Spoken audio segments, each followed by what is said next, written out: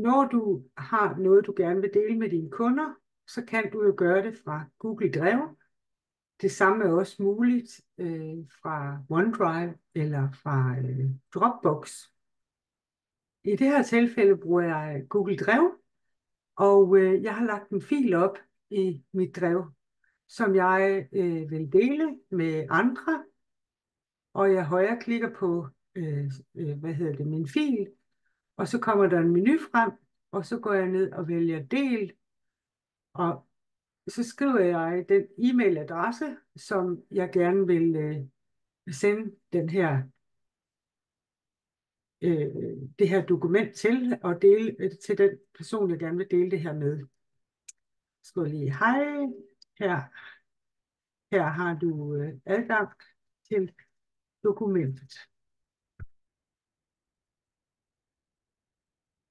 Og så kan man jo med venlig hilsen og så videre. Og her, der kan man så også vælge, og her, hvis du følger musen med en pink finger her, kopier linket, hvis du nu gerne selv vil skrive en e-mail, og så sende linket til vedkommende, der skal have det.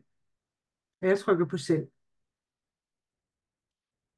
Nu er det så sådan, at du har lavet nogle rettelser i dit dokument, og du vil gerne, at alle, der har adgang til dokumentet, de får rettelserne ud over de nye, du sender det til. Så du højreklikker på dokumentet, og så går du ned i den menu, der kommer frem. Det er det, der hedder filoplysninger. Og så går du ned i administrere versioner. Så nu kommer der en menu frem, hvor der står upload ny version. Så jeg uploader en ny version, og jeg har her et billede af en bus, og jeg har et billede af en kirkedør, og den bruger jeg lige.